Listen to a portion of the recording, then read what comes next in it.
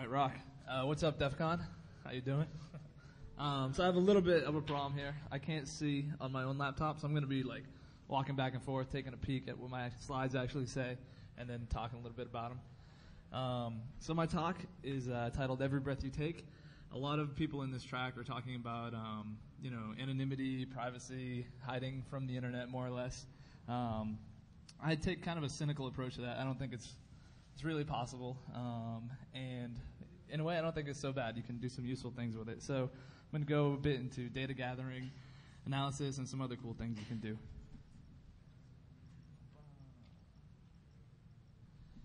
So the main focus of my talk is just data everything, right, that you can possibly do.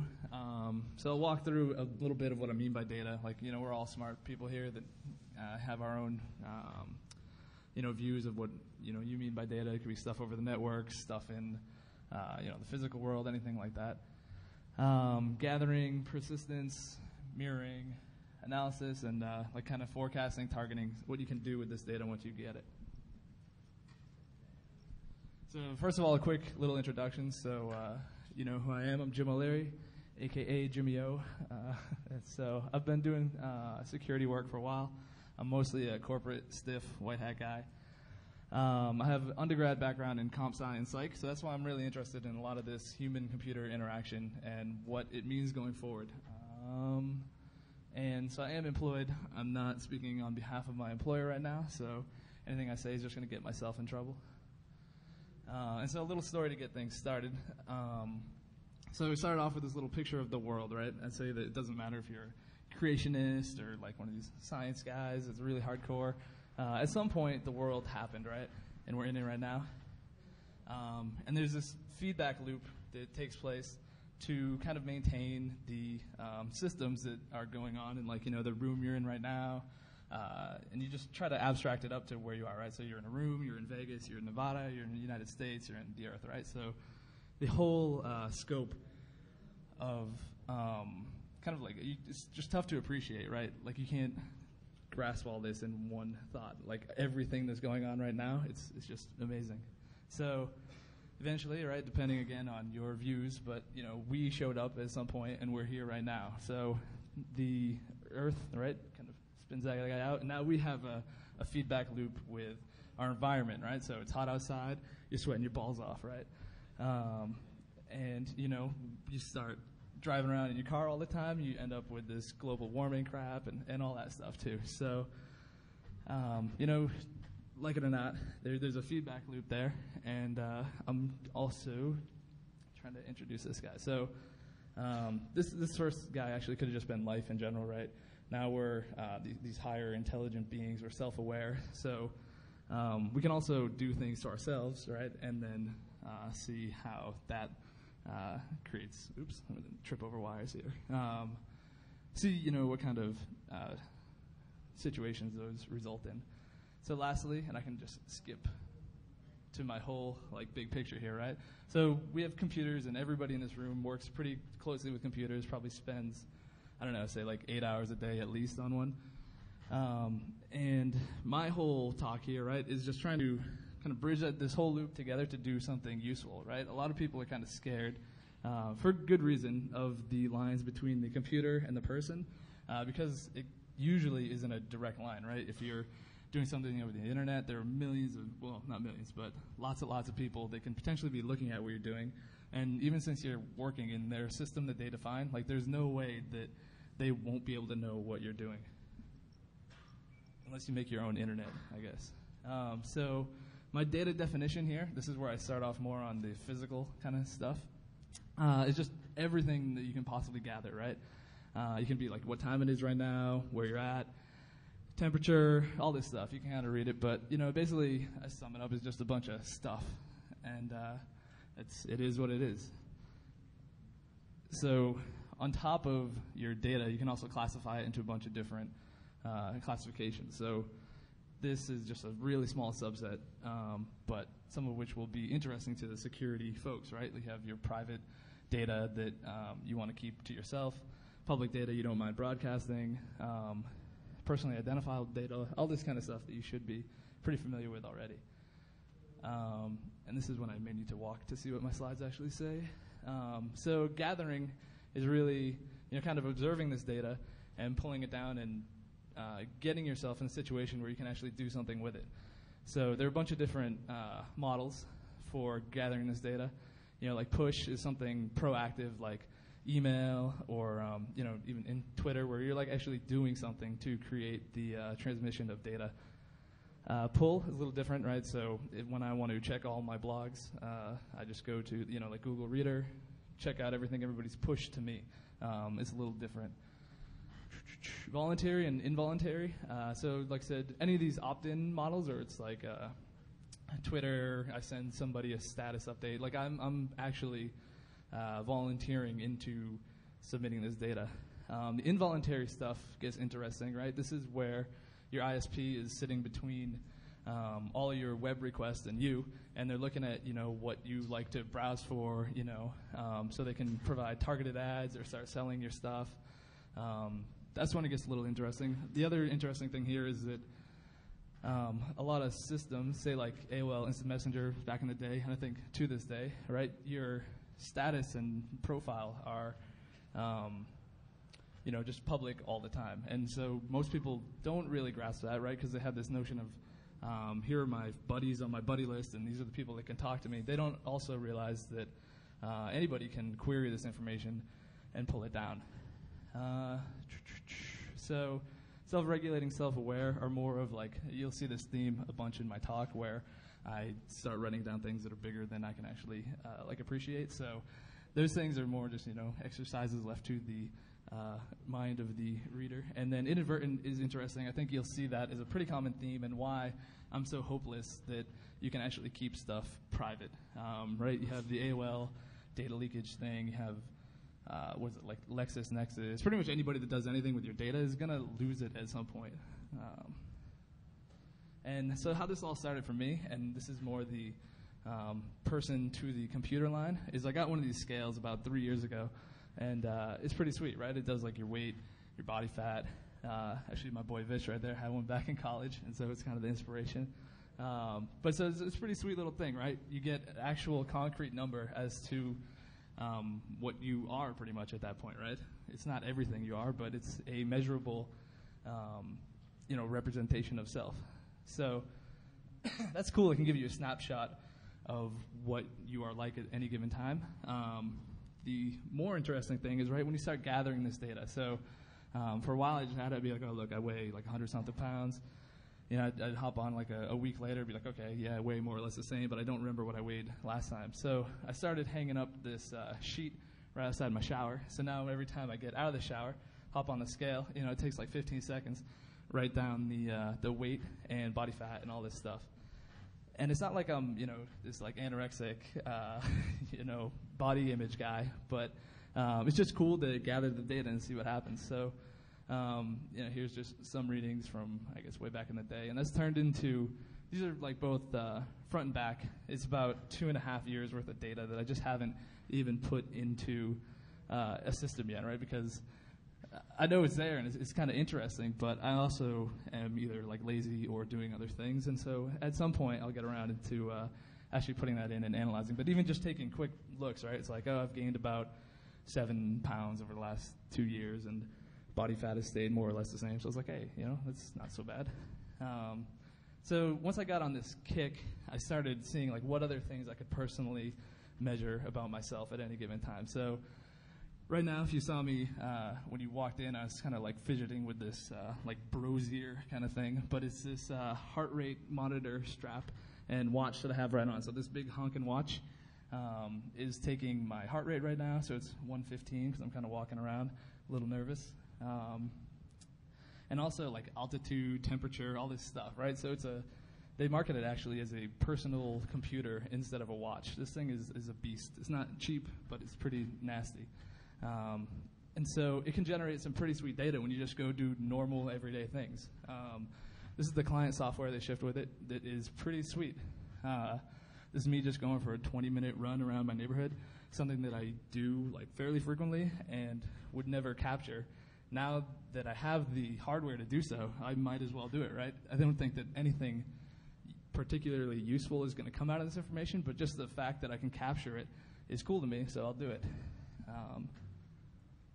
So this is a little, actually I'll go to the next one. A little more interesting just from the altitude side of things. It's cool to see that this thing really works. I can't wait to go take it snowboarding this winter because it'll be pretty sweet. It'll do your vertical speed and everything like that. But you can see how just normal, like kind of boring things turn into real computatable data. And I'm clicking around on things. But here, you know, it always takes me a while to actually get out of my apartment and go hit the road. Then I run down this hill for a while. Run up some stairs, and you can see that the heart stuff is really pretty cool. I think that some more people should look into this body hacking. There's a whole lot of stuff online, but you know it can be pretty dangerous. It's like overclocking your heart stuff. That's not particularly safe, but you can see here, right, where I was kind of pushing it from time to time. I think like if you go over 170 beats per minute, you're gonna definitely be feeling it, and it's not even that sustainable. So this is stuff that I didn't even try to slow down. I just had to slow down and take a break. So at one point, I think I cracked. It was like 182, really just pushing myself. I think that, if I were in a little worse shape, it would be a bad idea to be running all these experiments on my heart just out in the middle of the woods. But it's really cool just to see you push yourself, you peak, and you're like, man, this thing's pretty sweet. A lot of us in here are big fans of complex systems and everything like that. So the human body, number one, is just super, super complex. So you should be really interested in that to begin with. Second of all, your own, right? This is what you are working with every day, right? And once you're out of there, you're out of there. So it's really interesting to kind of, get some benchmarks on where you are personally and even just track the stuff. I think that if you get enough of it, you can create a pretty good representation of what somebody's life more or less has been like, and kind of model out at least some of the, less of these soft human skills or soft human characteristics, but just the fact hey, this guy was here, he was doing this stuff, he weighed this much. It's just really interesting stuff to gather all this data. People that are worried about losing this data, I don't really know why, right? It's terribly uninteresting to almost anybody but me. Maybe my insurance would be interested in this, but even then, I don't know. If anybody can think of some good reasons why my heart rate might not want to be leaked out, we'll talk in the Q&A. So some of my friends out in Seattle have, kind of come to learn that I'm this weird data gathering kind of guy. So one of my buddies gave me this radiation gamma detector USB thing, right? So I don't have it with me today, but because I think that just trying to get on the plane with a lot of these things is a little interesting, right? You have to take off your heart rate strap and then try to explain the radiation monitor. I think that it's a little strange, right? And we're not even at the best part yet. But so, this is more just random shit. Who cares, right? This is me waking up in the morning, and the radiation levels in my room, I don't know why they dropped down. This is just a 15-minute sample. But I guess I woke up, brushed my teeth, and became less radioactive as the day went on. So, just more cool stuff. It's available, and if you think about it from a world modeling concept, if you haven't seen The Matrix, go see it several times. And I think that may be where I'm ending up with a lot of this stuff. I'm going to kind of recreate my own mini world, and I have be playing The Sims with myself. It could be the gyms. And now for the most fun part of the talk, and this has been by far the most popular data gathering exercise I've done. But blood alcohol content, really cool stuff. So this nifty little product here is called the AlcoHawk. It has "Do not drink and drive" written all over it. Although it says, it comes in this nice little leather handy carrying case. It fits right in the glove box, all this stuff. But you can see that there are a couple different types of people that buy this device, and this is going to be way too small to read. But I did want to squeeze the two types of people joke into my slide somewhere. So the first group, right, it's kind of like these data dorks like me that, they're going to be drinking anyways. They may as well try to gather some data on the fun that they're having and see what they can grab from it. Then we go down one more. I'm going to grab some water real quick. Yeah, just water. I can even blow into the AlcoHawk to show you. and what we're doing here. So this guy, now uses it as a proactive kind of measure. So he got busted once, blew like a .173 or something like this. Pretty high. And he's like, now I'm never going to do that again. I got the alcohol to save me. And then towards the very bottom of the spectrum, this is a little bit of a sad story. But these are the Amazon reviews, by the way. This woman is buying her second alcohol because her husband is an alcoholic, and she makes him blow into it every day when he comes home from work. And somehow this thing, fell under the couch and broke, and she's buying her second one. I think I know how it broke the first time. But it's just interesting to see the spectrum, right? You got like these dorks like me that drink and blow into devices and then write it down and run around the block and see if their heart rate gets affected and stuff. And then you have these people that are using it as like a relationship maintenance gauge or something like that. So let me see here. I think you're all familiar, right, with the XKCD comic as well. This is Balmer's curve. Yeah, give it up for XKCD. It's pretty sweet. But as you can see, and I've tested this a little bit, I don't think it actually works out too well with me. But, around like .1337 is when you're at your maximum programming skill. After that, everything just tends to level off. And so, some data here, right? Most people, has anybody ever blown into a breathalyzer? Can I get, all right. Well, it's actually, more than your average, population, as far as a representative sample. So I don't know if that means we have a lot of criminals in the room or just people with access to cool equipment. But, you never really have an idea as far as what you're actually at until it's potentially too late, right? You shouldn't be drinking and driving anyways, but even, drinking and operating heavy machinery perhaps is something that might be a little more tempting to do. So you can see here just some data that I've pulled off my fridge where I keep most of this stuff. A couple Heineken, out playing pool, I wait 45 minutes. I come home, I blow a .027, I believe. Yeah, and it's like, oh, that's not too bad. And then you try to, some of my friends take this and extrapolate it out, so they're like, all right, I can go drink 8 beers and drive home, it'll be totally cool. I don't think that's what this is by design for either. And then let's see, another time, I was at a Mariners game. I had 3 beers, and I came home and I blew a .094, and I was like, wow, this is shocking. I didn't feel that bad. So then I had to go recreate it, do it again, and there's a .072 the next time. So there's a lot of variable to be taken in account of too, right?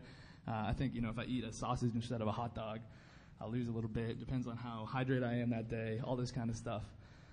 Let me see.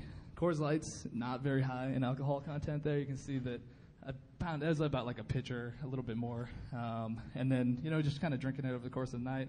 Got out there, blew like a .08, so, pretty reasonable. And then this last one, when I was really trying to push it a little bit, some of my friends were having like a competitive drinking game, and,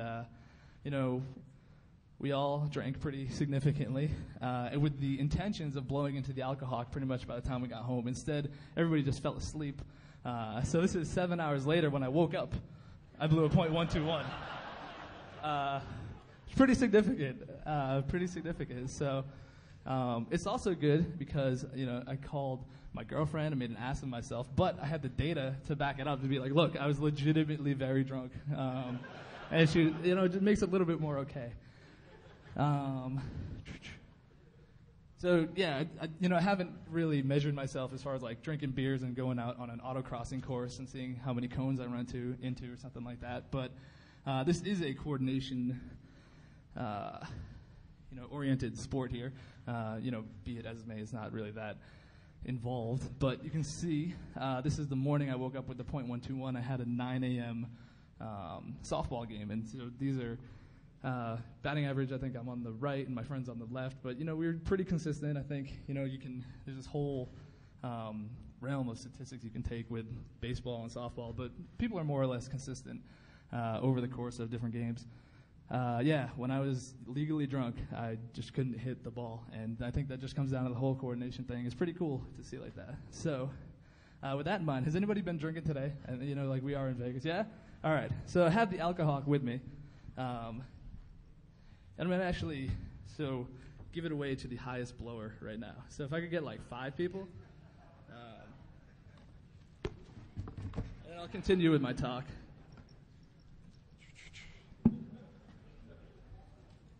This is a brand new alcohol. All right. And so actually,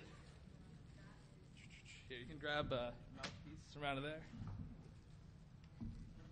The one thing that we're going to have to wait for, you need to maybe, like, you can't drink a beer and then blow into it, right, because it's going to contaminate the results. So I guess if you don't have a beer in your hand right now, we'll let you blow first. Anybody else?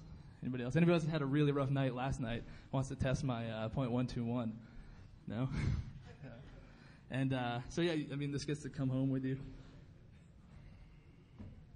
All right, so you just got to give it a really deep, from the lungs kind of breath. And so I'd wait until this yellow light stops flashing and then give it a go. And so I'll just keep on moving along as people are blowing, and then I'll announce the results. Yeah, give it a shot. Here we go. Let's see what we got. All right, very nice. So .023, not, respectable for, what is it, like just after noon or something like that? Yeah, give the man a hand, right? All right. We got more mouthpieces here. You can just grab it. If you don't have a beer in your hand, I'd let you go last if you've seen like the most recent drinker. So this whole thing I'm trying to get out of this, right, is data awareness. Before, you never had any idea really, like, what you weighed on a day-to-day basis, or you were putting on pounds, or, what kind of, how drunk you are after a few beers. I think that I've really learned now, after this feedback loop, right, you tend to, you run around the block, and this thing that does my body fat percentage also takes, like, how much water I have, so how hydrated I am. So I'm at the point now where I can hop on my scale and pretty much know what my body fat and almost weight are going to be when I step on there. So did you press this button? All right, cool. So this is the same now, like whenever I have a couple beers and I'm feeling a little buzzed, I'm like, I wonder what my alcohol level is right now. So last night, actually, I went out with these two guys. We did some pretty good drinking until about like 3 in the morning. So 3:30, I blew a .087, which is pretty respectable for having drank a good amount. And then I didn't hydrate before bed, which is a big mistake. So I woke up at 7 and blew a .02. So, I mean, not crazy, but it would have made my morning a lot more enjoyable had I not been too tired and lazy to actually drink some water. And the water, I'm staying at Circus, not that good. So, anyways, a little tangent there. So, data awareness, right? The fact that I'm aware of this stuff now, right, just gives me another kind of what do you got there? Ooh, all right. We have a. Oh, really? All right. Well, you, my friend, or I don't know. Good to go do anything you want to do. All right. You can just pop one out. So, yeah, getting back to awareness, right? If you look at where we are right now, right, this is like the anti-awareness capital of the world.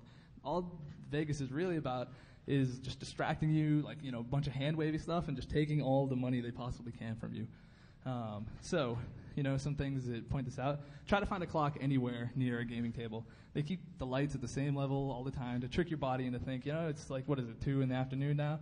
When it's really 2 in the morning and you've been gambling for the last 10 hours. What else is there? The tokenization of your actual cash, right? People have been working for a while to get this notion of, like, I'm working for money. Now we have another .02. Was the other one .023? I think it was, right? So you got a .0003. And it's a good thing I bought the 3-digit accuracy model, or else we'd have some problems. But yeah, this abstract tokenization of your money just means, like, you just see it as you're playing a game. You have no real awareness that you're betting, like, your kid's college tuition or something like this instead of just some stupid chips. So the free drinks are a problem, and you can definitely. I don't know if the pit bosses would let you bring the alcohol to a table or not, but they don't like you talking on the phone. They don't like you, even like checking your watch. They don't want you to know what's going on in the outside world. All you should think about is putting your money on the table right now. And then, they'll have like these chummy pit bosses, these, scantily clad waitresses, all to be like, oh, look, we're your friend because you're giving us money, all this stuff. So, Moving a little bit from the awareness to kind of like the privacy security side of things, which is, what do you got there? Oh, 013, not bad. And then, yeah, this is the last one. I guess you may just have to brush it off. And so my only request is that this makes it to the TCP/IP drinking game at some point too, it should be passed around.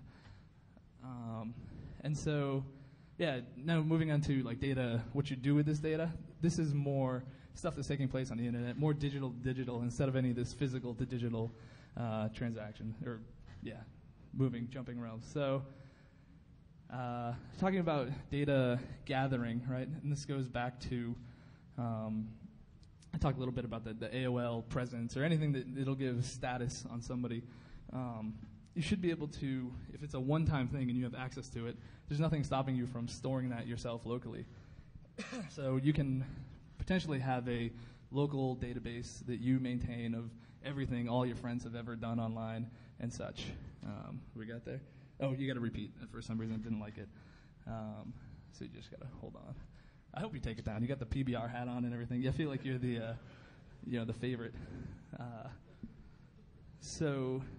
If you can gather all this information on people, it's pretty cool stuff to do. I don't know how it'll affect your friendships and everything. I personally don't do this, but it's just interesting to be able to mine what people are doing. So this harvesting can be pretty expensive, though. If you pull down all this data that people are putting out. We got anything? Oh, 1.7. So we have a winner right here, my man, the .023. Very nice. Very nice. Came out of the gate strong, put up some numbers that held up. I got to say, I'm a little disappointed, though. No illegal intoxication at, DEFCON at 1 in the afternoon. But anyways, back to stuff that actually matters. So this data harvesting can be expensive and really time-consuming. A lot of the kind of big search engines and stuff will do this for you. I think Greg Conte's talk that's going on either next door, or I know it's at the same time, so I didn't like to competing with him was a little difficult because we're talking, at least this part of my talk is really similar as far as like all this data that's getting piled up on the internet. What's it going to mean to you down the road? And so this quick demo, I actually don't have internet on here, so I'm going to skip over that and just keep talking. But the best thing you can do, right, is just speak HTTP. You write your own clients, so don't mess with browsers anymore. Just to pull this data if you're interested in it. Just speak raw HTTP, parse the HTML, grab what you want out there, and store it. So social networking, right, has a huge component to all this. There's the hacking social networking talk, which is good. I caught it at Black Hat. But at least from my perspective, I keep stepping on that cable. There are a couple big players here, and more or less everybody knows what they do already. But the news feed in Facebook, right, when that first came out, it was a really big deal. A lot of people didn't like it. I saw that, using the news feed, I could see that all my friends were joining these I hate the news feed groups, and they were learning about them using the news feed. So that's a little ironic. But, people really hated it at first. The thing is, with any of these kind of invasive technologies, they say, hey, I guess you can opt out of it now and all this stuff. But at first they said, if you don't want to have this, then just get the fuck off Facebook. And people liked it too much, and the users can really be worn down to just accept privacy compromises pretty easily, right? If you just offer enough cool stuff, people will give it up. So this is like the candy bar for the password study that gets done every year, and everybody gives it away, or the hot girl asks you for your password and you give it to her. I think that the bar is actually kind of low when it comes to what people will compromise for usability. So let me see. And I came into the Facebook thing a little on the late side. I graduated 2004. I didn't have it because I went to a small school. But sorry, I didn't mean to cough directly into the microphone. But I feel like I'm an old crabby guy now when I say kids these days. But if I go back and I go back to Boston or something like that, I hang out with some college kids, and they're just totally embracing this, right? Everybody has digital cameras. You go out to a party. Before, you used to be able to do dumb things, and the legend would live on as told by your friends and stuff like that. Now everybody's going to capture it digitally, and it's not going anywhere, right? It's going to be there forever. So I liken this to the Facebook paparazzi a little bit. Yeah, all right. So that thing's going online somewhere. And I should say hi to my digital audience, whoever's going to watch this on YouTube or whatever. It's getting recorded. But yeah, so you go to a party now, and you're just trying to have a good time, and everybody's just taking pictures of you, and you're like, dude, like, just cut it out, man. But it's just that, I'm hanging out with these younger kids that are totally used to doing it now, and it's just the way it is. Also, it's added some, I guess, interesting complications to the dating scene in general, right? People always have this problem now that wasn't existent before about the interrelationship struggle. So on Facebook, right, you can be single or it's complicated, and it's always with somebody else, right? So say you're in a long-term relationship, it ends. Big move, right, is who's going to set their status as single first.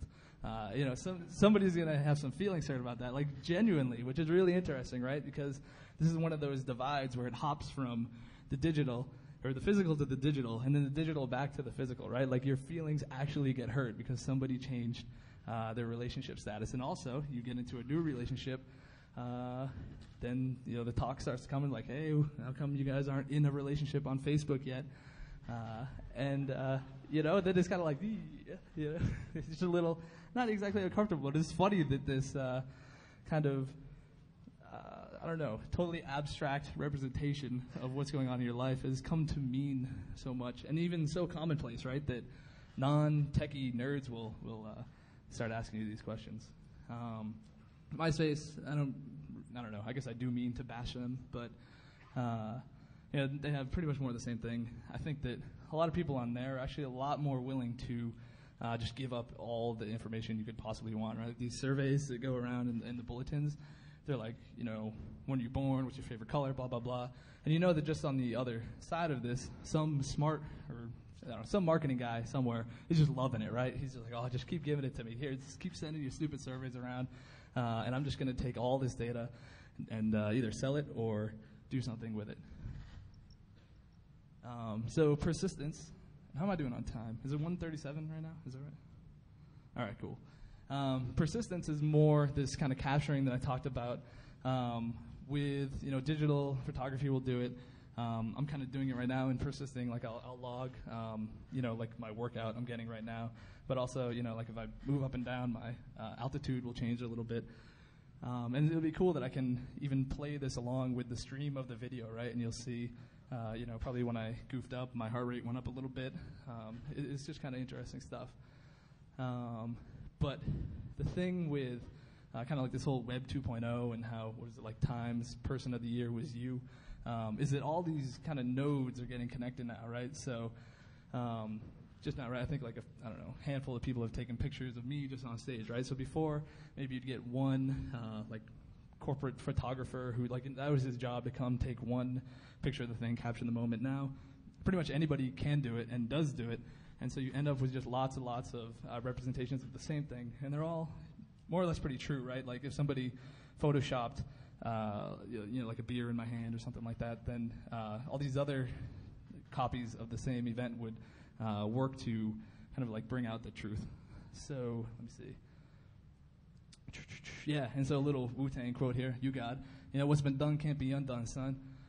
So if you don't want something to be captured, just don't do it to begin with. But once the bits are uploaded to the network, in the worst case situation, somebody's spying on your traffic, so they got it. Your ISP is looking at everything they do, everything you do, so they have it.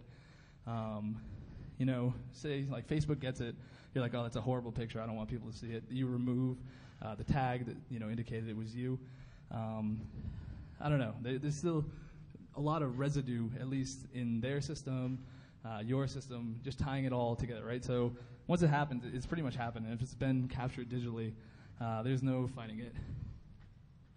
So everybody knows, right, this is kind of like the time-tested principle that security through obscurity, a horrible idea. I don't think people have really thought about privacy through obscurity, right? People are like, I'm going to take all these naked pictures of myself, but I'm just going to put them on my hard drive, and that'll be cool. But then you get owned, right? And then they end up all over the internet. So I think that the only way to really guarantee that these kind of breaches don't happen, or even the case where you post it on like a lockdown, like Google Share, some box gets shared, even that will get owned at some point. So if you really think that you can capture something and keep it from all prying eyes, you're kind of hopeless, is my take. So, this is just a real quick. Like, if you want privacy, either don't do what you are about to do and want to keep private, or do it, don't tell anybody about it, or do it, tell your friends about it. But the more this information spreads, the more out of your control it's going to be, and you just end up losing your control over it. So I think that jumps into like the sex tape era, right? Is what I think we're in right now. And so these are Google Trend results, and you can see the omnipresent spikes there, where there's no corresponding news articles. But this is when everybody jumped up to search for Paris Hilton online. What do you have? Kim Kardashian, right? Britney Spears, kind of questionable photos there. But so Britney is a little bit different. She was famous first, but everybody else uses it kind of like a springboard into celebrity. And so I think that it's interesting now. The problem is when everybody starts doing this, it's going to become a lesser, like a lesser of a phenomenon. So people are just going to be like, oh yeah, whatever, here's another sex tape out. I don't even care. So it's going to get more and more extreme as we go forward in society, right? I think people just tend to like water down their, shock system. You start seeing too many things, you become really indifferent to it, and you just need like to get one upped a little bit more. And here's the dun dun dun. This is what a lot of people are talking about here is who else is in between this these arrows that go between the computer and you. And the answer is right. There are a lot of people. Let me see what we got going on here. So a little proactive stuff you can do. I like to call it data elusiveness. Is if you need to send something to somebody, right? So you say you have some pictures. You want to send them to a friend of yours. A lot of people right now just use webmail, email or anything like that. And what you don't realize is there's just a lot of residue whenever you use any of these systems. The copy, and this should have been animated, but isn't. But so there's you, there's your friend, there's the servers over there.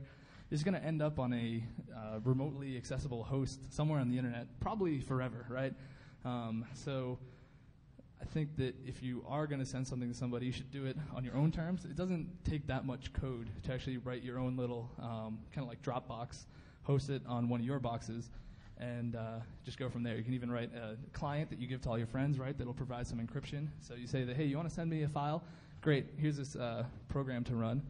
They have to trust you to the point where they'll actually run your code.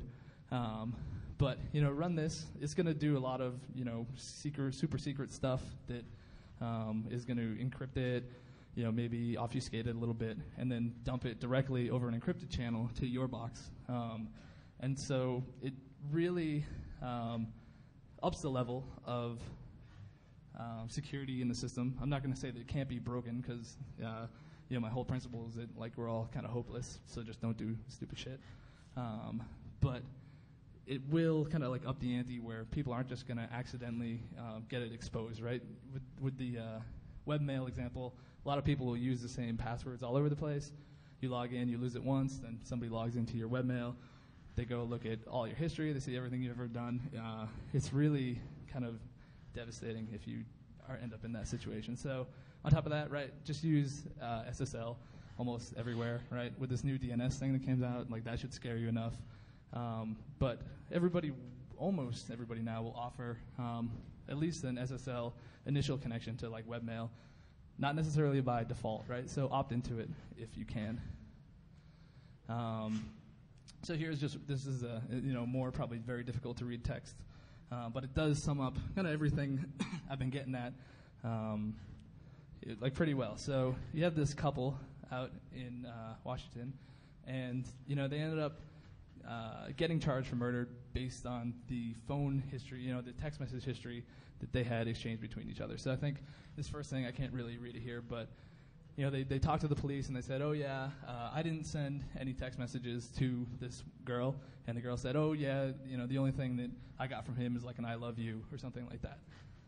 I think this is I can't really see it, but the one thing I want to stress, right, is if the government comes a knocking to any of these people that host your data and have the residue, right, they're just going to sell you out like that.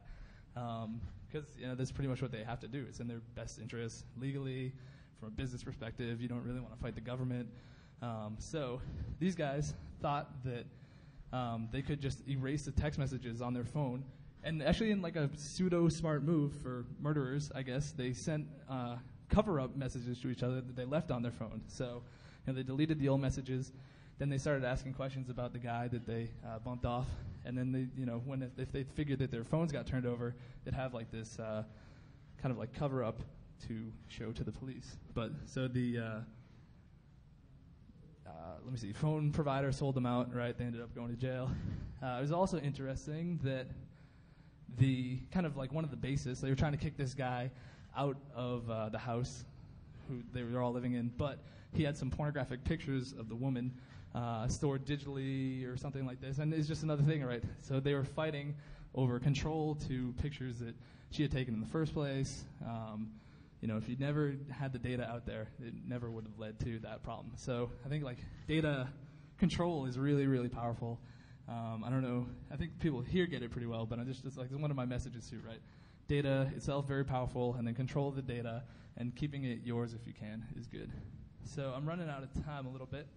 I talked about this moment in time principle, but some places will show you, instant messaging platforms, for example. They'll show you somebody's current status, but they won't go back and show you every status that they've ever set in their whole life. So this is where it comes down to you just grabbing it if you want to, and maintaining a database locally. Personomies, you can check it out. I think just Google that. But they're the digital representations of self. So a lot of people will have to do a lot of monitoring on what their digital footprint actually is, right? So me giving this talk, probably going to up some Google results somewhere. They're going to tie me to DEFCON.